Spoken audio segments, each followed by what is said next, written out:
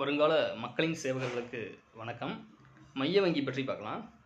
மைய வங்கி அப்படிங்கிறது ஒரு நாட்டின் பணம் மற்றும் வங்கியியல் முறையை கட்டுப்படுத்தக்கூடிய ஒரு அமைப்பே மைய வங்கியாகும். 1920 ப்ரூசல்ஸில், அதாவது பெல்ஜியமுடைய கேபிட்டல் தான் ப்ரூசல்ஸ், பெல்ஜியமில் இருக்கக்கூடிய ப்ரூசல்ஸில் ஒரு இன்டர்நேஷ்னல் மானிட்டரி கான்ஃபரன்ஸ் அப்படிங்கிற ஒரு மாநாடு நடந்தது. சர்வதேச பணம் பற்றிய மாநாடு. இந்த மாநாட்டில் ஒவ்வொரு நாட்டிலும் ஒரு மைய வங்கி இருப்பதன் அவசியத்தை வலியுறுத்துது இந்த மாநாடு. ஓகேங்களா?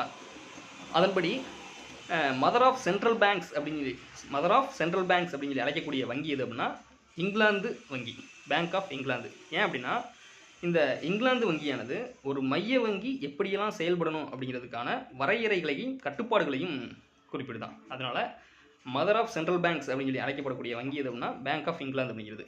இங்கிலாந்தில் இருக்கக்கூடிய பேங்க் ஆஃப் இங்கிலாந்து. இந்தியாவில் ஆர்பிஐ ஆக்ட் 1934 படி 1935 5 லட்சம் பங்கு மற்றும் 5 கோடி முதலீட்டில் ஆர்பிஐ அப்படிங்கிறது ஏற்படுத்தப்படுது.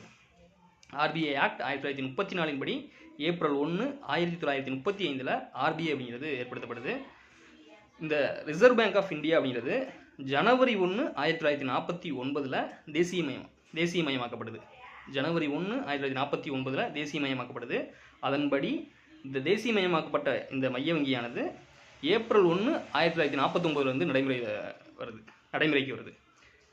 இந்த ரிசர்வ் பேங்க் ஆஃப் இந்தியாவில் ஒரு கவர்னர் இருப்பார், ஒரு துணைநிலை ஆளுநர்கள், 4 துணைநிலை ஆளுநர்கள் இருப்பாங்க, ஒரு அரச பிரதிநிதி இருப்பார், 16 உறுப்பினர்கள் இருப்பாங்க. ஒரு கவர்னர், 4 துணைநிலை ஆளுநர்கள், ஒரு அரச பிரதிநிதி, 16 உறுப்பினர்கள் இருப்பாங்க. ரிசர்வ் பேங்க் ஆஃப் இந்தியா, இந்திய மைய வங்கியான ரிசர்வ் பேங்க் ஆஃப் இந்தியாவினுடைய முதல் ஆளுநர் யார் அப்படின்னா, அதாவது முதல் கவர்னர் யாருன்னா ஆஸ்போன் ஸ்மித் அப்படிங்கிறவர் தான். 1935 37 வரைக்கும் இருந்திருப்பார் ஆஸ்போன் ஸ்மித் அவர்கள். அடுத்து ரிசர்வ் பேங்க் ஆஃப் இந்தியாவினுடைய முதல் இந்திய கவர்னராக யார் இருந்திருப்பா அப்படின்னா தேஷ்முக் அப்படிங்கிறவர் தான் இருந்திருப்பாரு.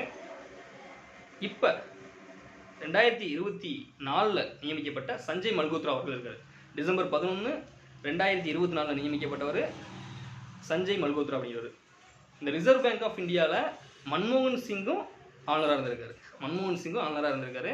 5வது ஆளுநராக மன்மோகன் சிங் இருந்திருப்பார். ஓகேங்களா? இப்போ ரிசர்வ் பேங்க் ஆஃப் இந்தியா அப்படிங்கிறது இதுதான். நன்றி.